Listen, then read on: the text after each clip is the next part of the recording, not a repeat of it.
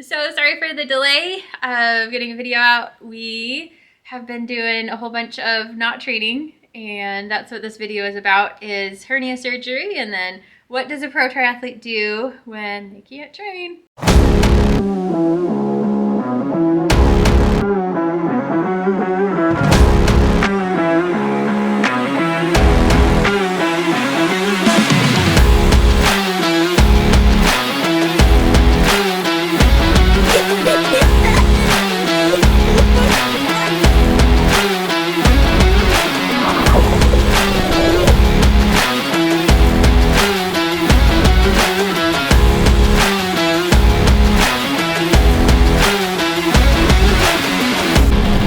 Going into the hernia surgery, the day before I was pretty nervous, and I had Scott give me what we call in my church a blessing, which really helped bring peace and calmness to me going into the surgery. And that night I slept well. The next morning I felt fine going into it. The thing I was worried about was actually Sydney Squid, our almost 2-year-old now.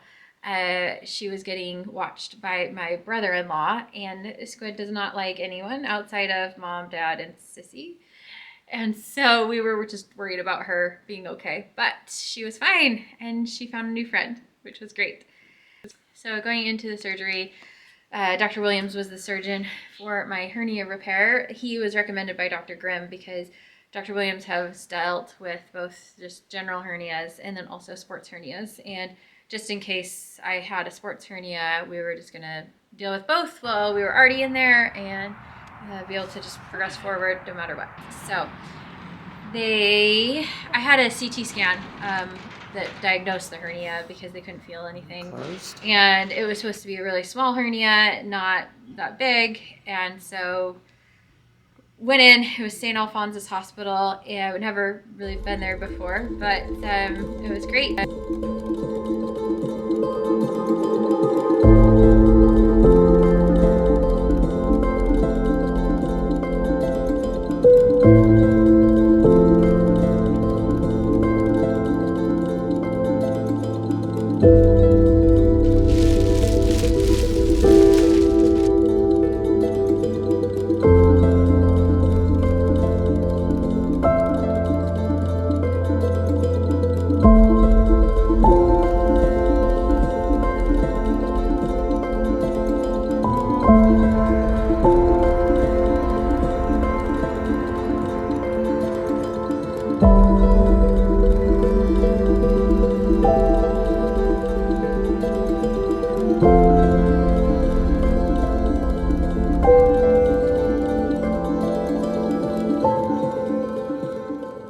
You look a lot better this time. Last time I was just like, I'm too tired. Yeah. No, this time I think the Nover said in OR, I gotta make sure if I Yeah, let's not even go there. ever have surgery again, Nover said, because you just feel like foggy and cloudy and stupid. I have no pain. I actually have labral pain. I have really? no inguinal hernia pain. So apparently Dr. Williams talked to me post-op. I have no idea, because they told me after I'd woken up enough, like the nurse in post-op, like immediate post-op, said, yeah, Dr. Williams came by, said everything went well. I was like, oh, I don't remember that. And the nurse said, oh, you were nice. You asked if he had breakfast. Yay, post-op. Lots different voice and lots different attitude this time. Dr. Williams said that everything went super well and that it was smooth and everything. Did see some atrophy in my rectus abdominis, your 6-pack muscles. So I'm more curious about that when we have post-op visit with him in 2 weeks. Said I can get in the water in 10 days, so I will be in the water in 10 days. And how do you feel about that? Never.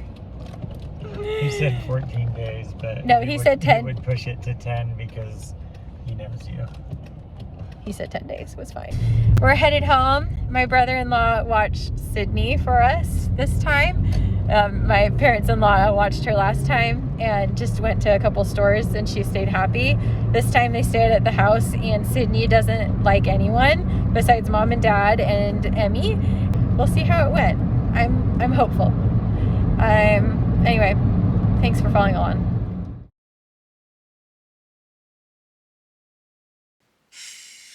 The whole process has been a bit more, I guess, than I think I thought before all of this. I think before the surgeries, I was focused on getting to the other side. It's like, just focus on one thing at a time, one step at a time. And that was like a manageable, I guess, chunk to be able to focus on. It was, a week, and then it was, 10 days to the next surgery. Okay, get through that. And now, now that we're on the other side of that second surgery, we're on the end of all of that stuff. I found myself, like, the best way to describe it is I feel like I'm at the base of Mount Everest, and I'm looking up, and I'm like, oh my gosh, like, I have so far to go, and it's just been really hard because I was able to chunk it down, and I guess I need to chunk it down for recovery. I think the hardest part of the hernia recovery has been that we're now 12 days out, and I still have pain.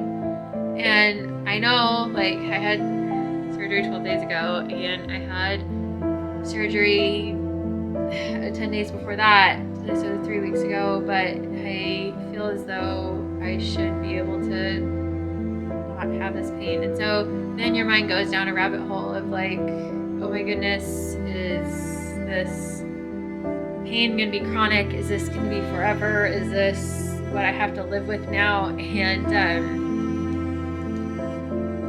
because of my knee and actually having that reality, like, I don't want that reality. And so just, that's, I think where my mind goes. And so a friend in Australia probably said it best. I think I would have to pull up her text, but she said something to the effect of, Jocelyn, you will get better.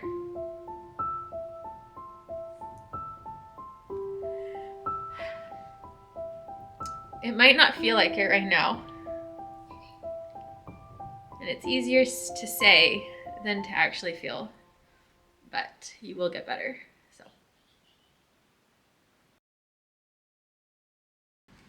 So that was a bit rough, but real. And I want to keep this YouTube channel real so you can see the highs and the lows.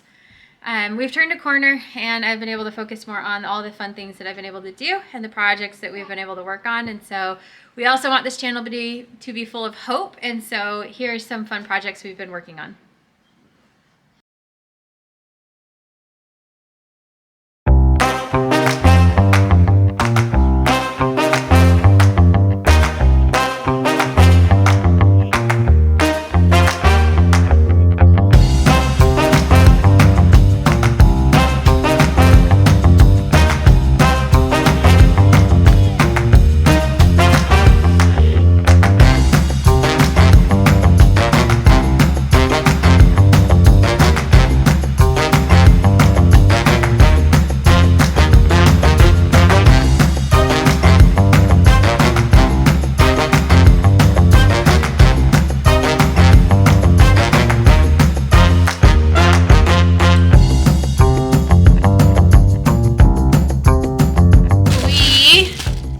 Really messy pantry, and I'm taking a lead from Lucy Charles for when she was injured.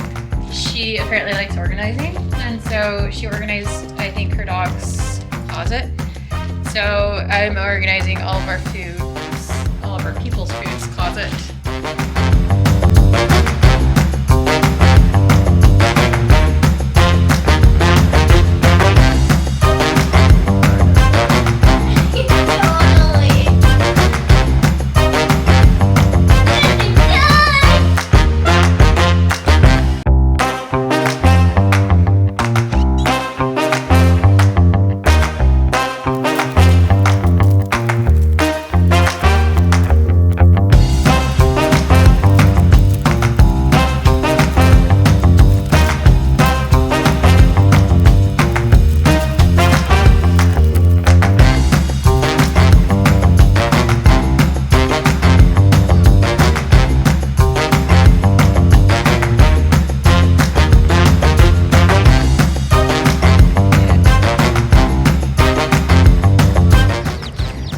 up our birds at the post office.